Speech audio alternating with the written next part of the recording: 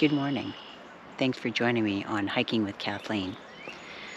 This morning I have just discovered where the beavers that I have seen on occasion over the last several months are living.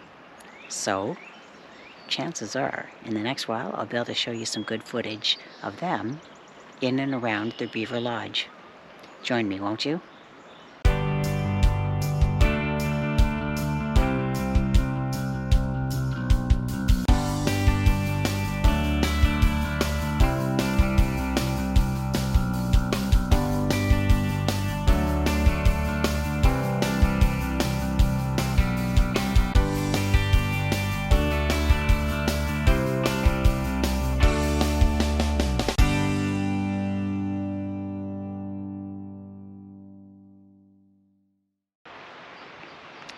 In today's video, we're going to see the size comparison of a beaver compared to a muskrat. There's a big size difference where beavers are, about 3 to 4 times the size of a muskrat. Beavers take the night shift and muskrats take the day shift. So when I got to this spot today, first thing I saw was a beaver swimming across this creek. Now with my good camera set up, with the telephoto lens, gone. But this is a great vantage point where I'm able to see animals that are down in the water or just down in the valley. And so I'll stay up here for a bit, but I just wanted to show you the beauty of being here early in the morning.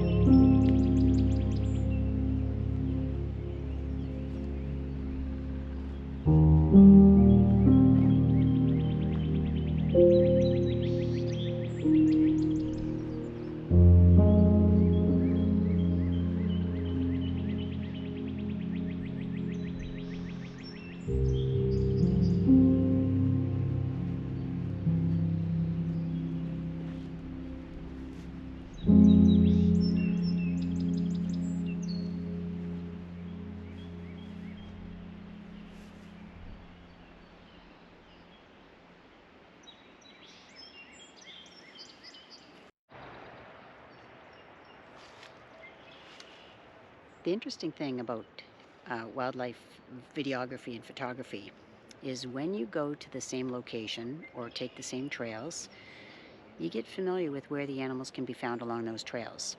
So that's what I've been doing in recent time. And in doing so, I've come to know where a couple of beavers have been setting up camp because they're not in obvious lodges. And when I look at the water to see if there's a beaver in the vicinity, I look along the surface of the water. So it's something that can be very, very easily missed if you're not familiar with a beaver's profile when it's swimming. So I'll show you the comparison where you see a beaver swimming and pretty much only the head is visible. When it's on land, you can see its enormous size and the flat tail.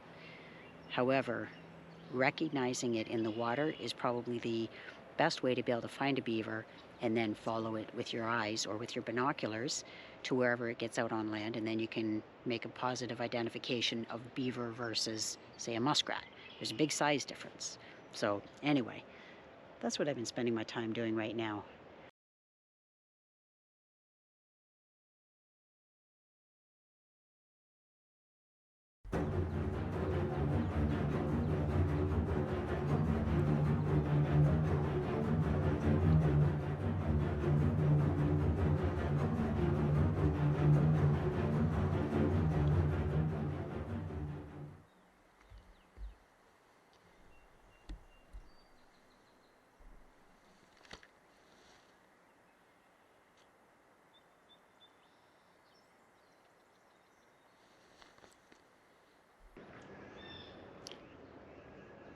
I'm videoing a beaver that's grooming itself on the shore right now, just using the Canon for the telephoto lens to do a zoom on it. All you have to look for is a break in the pattern. I saw a dark lump. I pulled out my binoculars, and from there I could see it was a mammal that was moving. So upon closer examination, I was able to determine it was a beaver, and you can see its flat tail sitting out in front of it.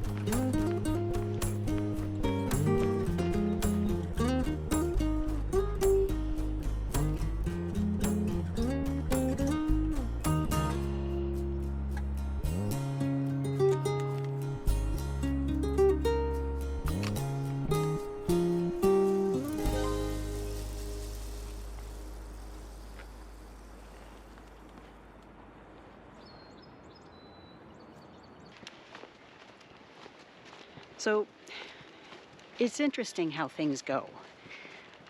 There was a time, about a week and a half, 2 weeks ago, where I was seeing coyotes every day for 3 or maybe 4 days in a row.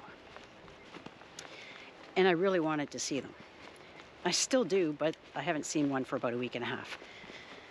And then, in the last video, I was indicating I was hoping to see a beaver long enough to be able to video it, and hadn't seen any sightings since early January, and right now it's early April. Turns out, I've seen beaver the last 3 days at 3 different sites, 3 different trails. So it's funny, you eventually can, I guess, crack the code in a sense. And it really, I think, has a lot to do with developing that search image. You develop the search image, then you hone in on what you could be looking for at the time of day when they're most active, or most likely to be active. So, for those of you who are interested in seeing wildlife, and not just through the lens of my camera or others, I say that there's still a great chance you'll find it. Part of it is by going along the same trails more than once and getting a sense of where animals are living. So don't give up hope. Lots and lots of wildlife out here.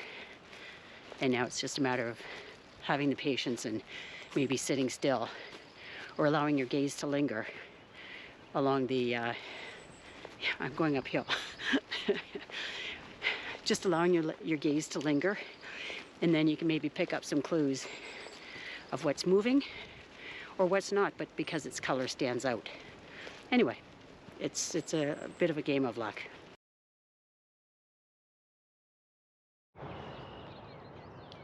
So we're checking up on the great horned owlets, and found at least one owlet in the nest with no parents.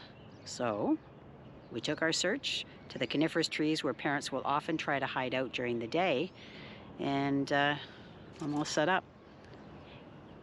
This little point and click camera has amazing zoom capabilities, 35 times.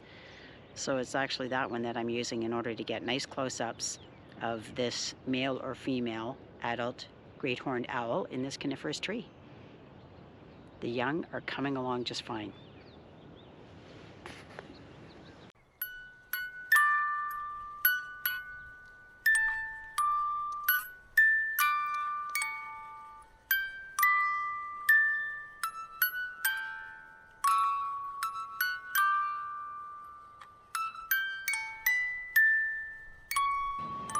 We've had lots of opportunity now to snap some good pictures of the parent great horned owl, as well as the one owlet that we can see. Now, the thing that we found was puzzling is in the same tree, there's another nest. And it wasn't until just moments ago that I happened to notice this.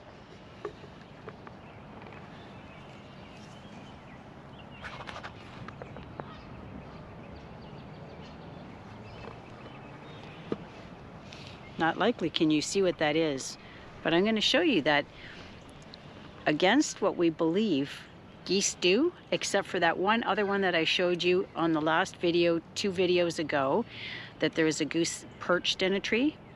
This is a goose that's nesting in a tree cavity, at least a hollowed out area of the tree, and I'm sure that most birders that come by this tree don't even notice it.